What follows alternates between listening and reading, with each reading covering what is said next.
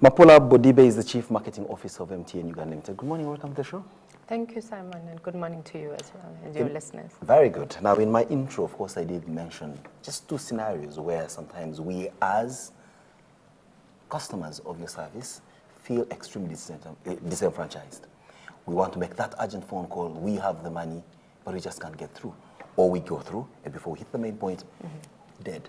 And now we're told about the quality of services survey. How do these come into play? Thank you, and certainly a very contentious topic in our days today. As you might be aware, you know, Uganda is one of the fastest growing population, and certainly with regards to mobile telephony, we've seen quite an explosive growth over the last year. And with that, current capacity has to be enabled to ensure that it can cater for the extended population. And with regards to the MTN experience in particular, having had sight of that issue, we were able to, in the last year, roll out quite extensive infrastructure upgrades on our network. We rolled out 157 2G sites, which is basically to improve the voice service, which addresses the voice calls. And in addition, we were able to roll out over 140 3G sites. And I think based on what we've seen in the last few months, there's certainly been quite a positive improvement in customers' experience. Are you listening to yourself, Mapula? I want to get your name pronunciation very well. I have two MTN lines, all active at the same time. And I don't seem to realize that in terms of quality of my service. There could be several other people like that. Possibly what you're listening to is the positive feedback. Have you listened to what the other guys are saying? No, certainly. I mean, we daily pick up a lot of calls from the call center. And what we're finding is that on the global level, certainly the problems have been addressed. But what we are finding is that there are pockets where there's still opportunity for improvement. And there could be a number of reasons for that. So generally, a site may be underperforming, in which case that site needs to be reported and then upgraded on. Or certainly the capacity on that site might be overly capacitated. And again, that site needs to be addressed on an individual basis. Perhaps this question that I'm going to ask should have been asked to the Uganda Communications Commission, which regulates your services. But let me again put it down to you. Perhaps you may have a more humane answer to give than the sometimes incapacitated regulator of your services. What recourse does a customer who feels cheated by especially dropped calls and all the other inconveniences have if a phone call should have saved my life and it just can't get through and my life is... Or if it was going to give me a groundbreaking deal to move me from this level to the next level where you're going to see me on appointment, how do I get recourse? Yeah, certainly it's very, very difficult to compensate a customer for those very real-life experiences. However, certainly as a network, our role would be to ensure that commercially the customer is not out of pocket. And what we find is that customers who do act on that discontent, they phone into the call center, and very much we are able to see a record of their call, and we are able to you know the experience of calling into the call center. Correct. Yeah, it's not a very charitable experience. Many times you've got to be on the phone.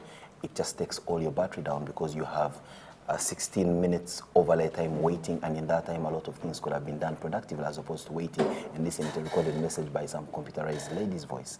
So have you tried to look at the capacity of your call center vis-a-vis the customers and their complaints and see how fast you can ensure that you reduce on the overlay time of people having to wait on the other side of the line waiting for someone to speak to them?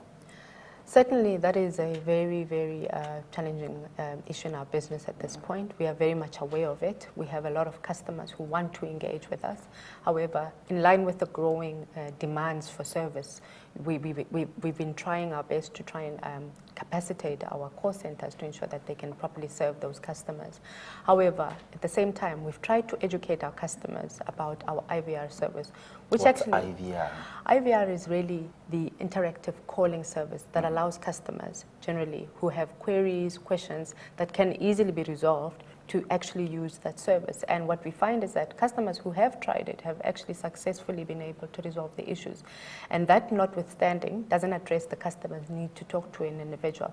I think certainly those customers who have more resolvable problems have been able to handle their queries through the IVR service. Mapura, I'm also going to just pass this with your data service, because oftentimes you've had the joke, I do not know how long you've been in this country, but the joke around was that MTN crocodiles eat data, and sometimes when it's put in the local language, it sounds even more grotesque than it sounds in English.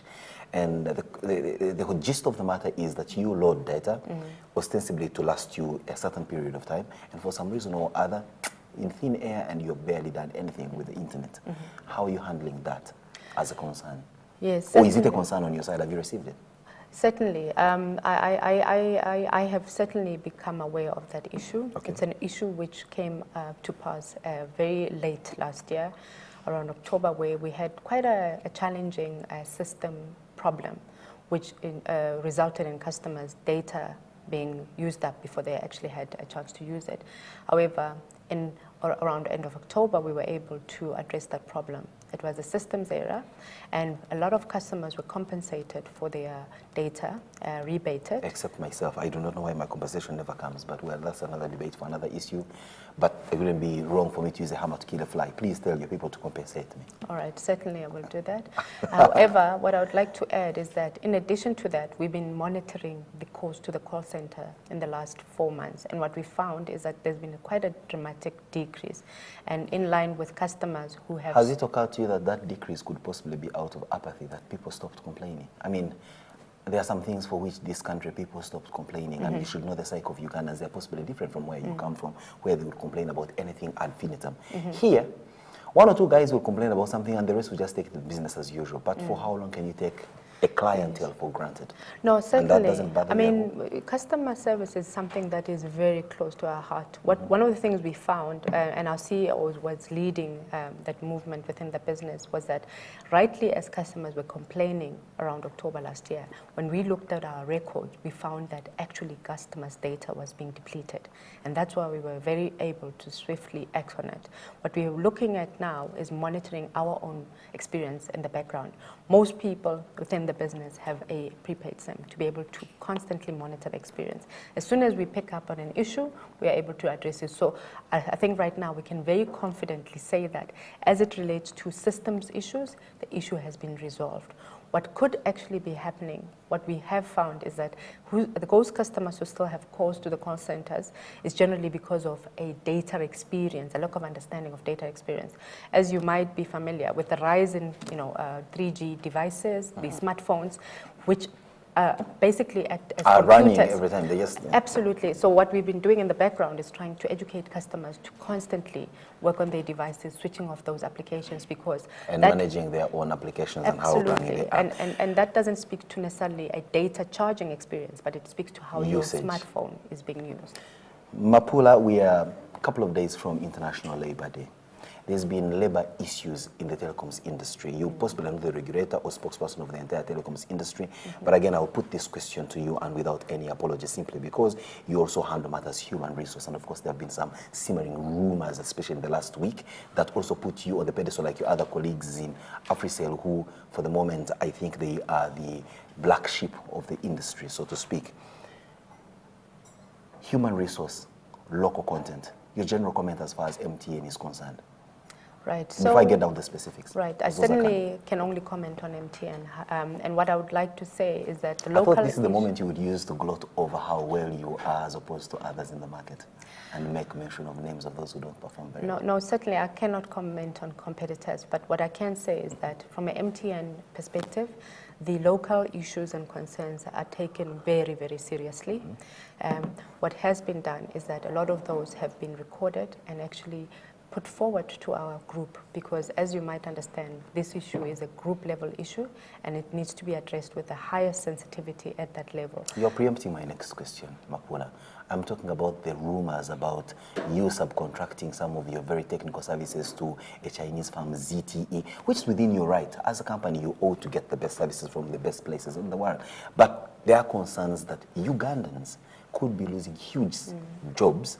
And of course, we've known MTN for many times. I must inform you this, I'm sure you saw that in your records, has been voted over and over time as Employer of the Year by many young people. Now we're looking at a situation where many young people employed by MTN and paid very handsomely, even beautifully for that matter, are staring unemployment in the face simply because you're outsourcing your services. Doesn't that worry you to the extent that you should offer us some bit of explanation on whether, one, this is true, two, the rationale of outsourcing, three, what records will these affected people, if at all, will they get? Simon, certainly that's a very, very sensitive topic at this point. It's highly an MTN priority right now. However, as I indicate, this is something that I would really would like to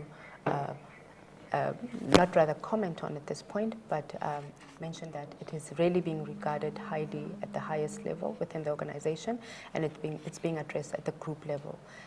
Since it is a group-led discussion at this point, I can't comment specifically on the points you've raised, but I would certainly say that... Let's say, Mapula, that there's something called timing here.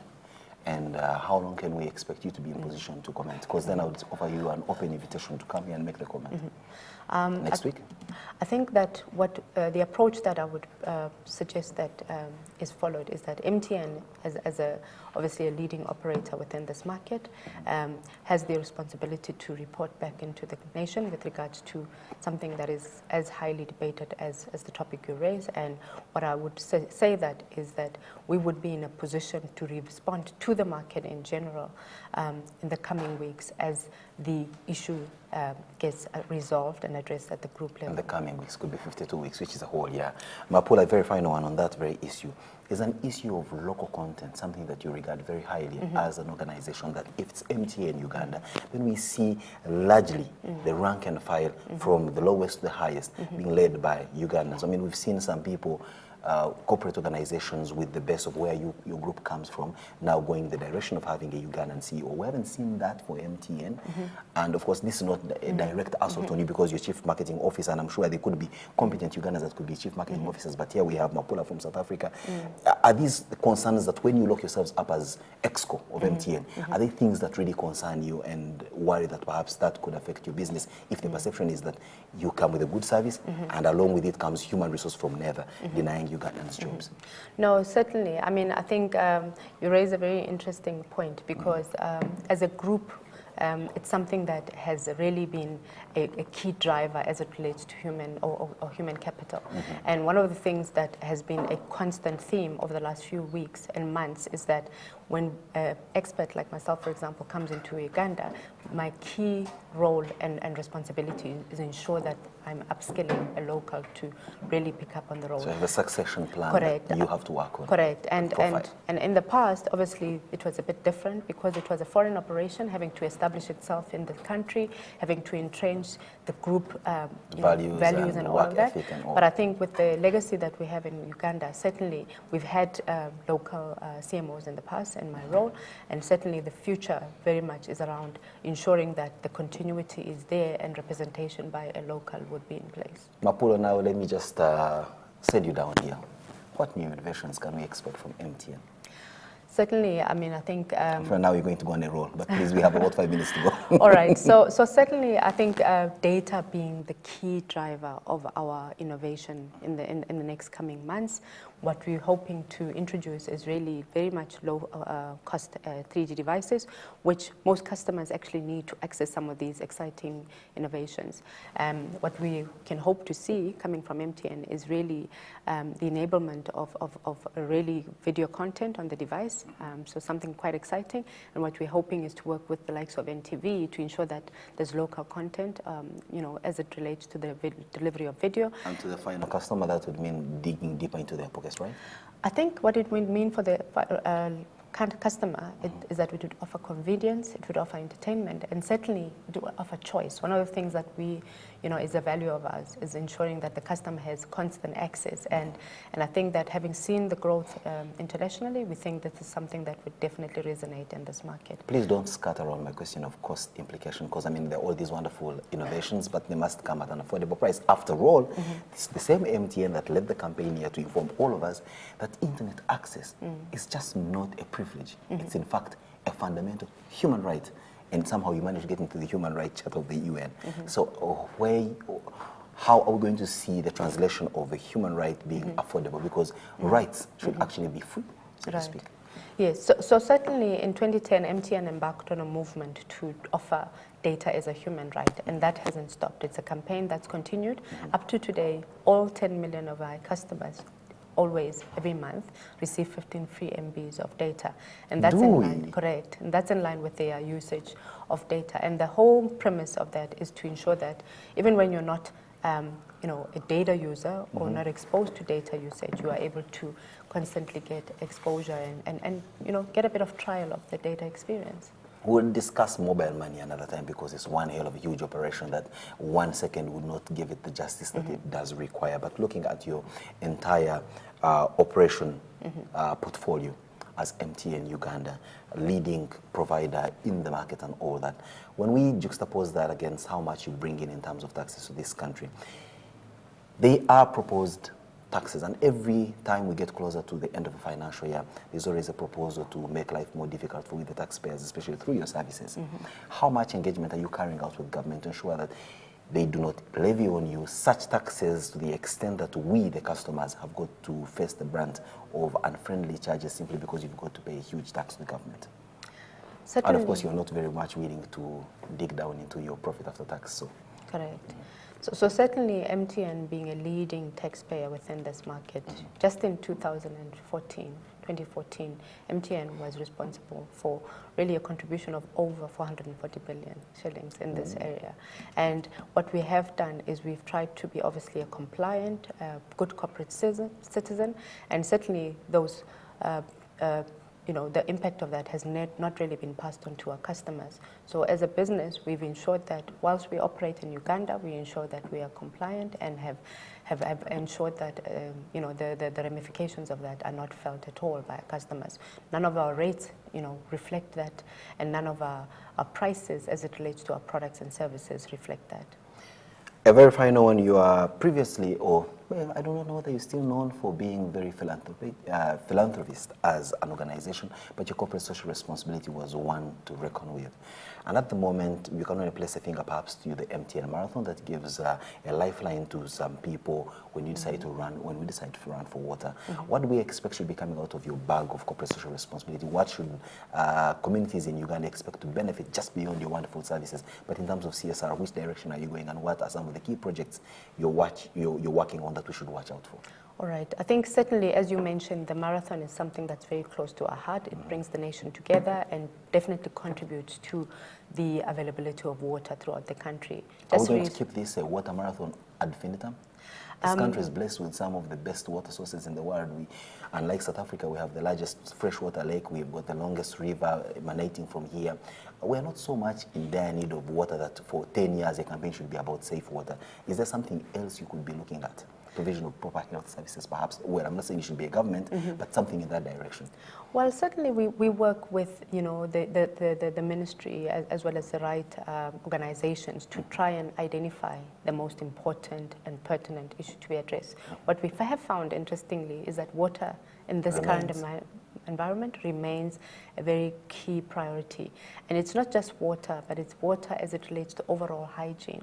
What we've done recently is we've managed to hand over quite a substantial you know, donation to the community over in the West to be able to ensure that they're able to drive you know, construction as it relates to water services. And I think going forward, we would obviously consult with the relevant parties to ensure that we are able to direct our efforts in the right direction. So what you're saying, simply as we conclude this one, is that you don't sit in your boardroom, close yourselves in and just say, okay, to Uganda, let there be water, to this place, let's give this. You consult with the local communities who share with you what their real needs are, and you respond to those needs. No, absolutely.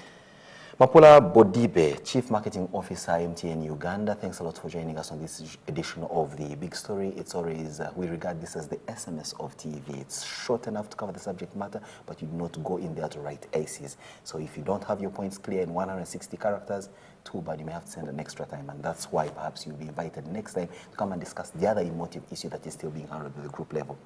Let's take a shot on return it, Simon says.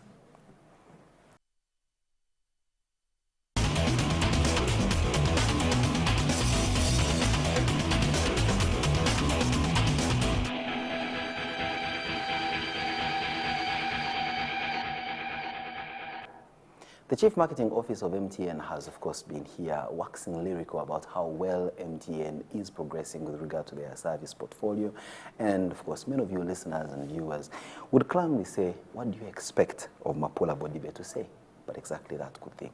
Now, turning over to us, what should we expect us to be like. We've listened to her, the promises she's made, the insights she's given to us. Now it's up to we, the customers, we, the public, to hold her to the highest level of scrutiny to see whether indeed she wasn't waxing lyrical, but she was telling us the truth and the plain truth.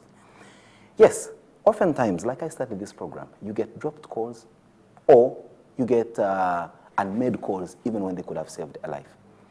That, according to the chief marketing officer or chief marketing manager of officer of MTN, that's something that has been sorted. Perhaps it's now talk of the past. But if you still are experiencing that, then I'm sure it's high time you pick up that phone, call the service center, and express your discontent in the harshest terms possible, of course, within the realms of basic decorum and decency. Oftentimes, we as customers feel disenfranchised. We possibly don't think we have a point of recourse. But MTN is telling us that oftentimes when we raise our issues, they get the concern that they deserve, they get the solutions that possibly would make us not complain another time. Well, there are many of you who say we have complained and shouted ourselves hoarse, but are they listening? Many of you will say no. Now it's perhaps time for us to shout even louder. And importantly, these companies are here to make good business. We're out there to pick from the best of their services. How we marry the two interests is what will make the relationship even a lot better.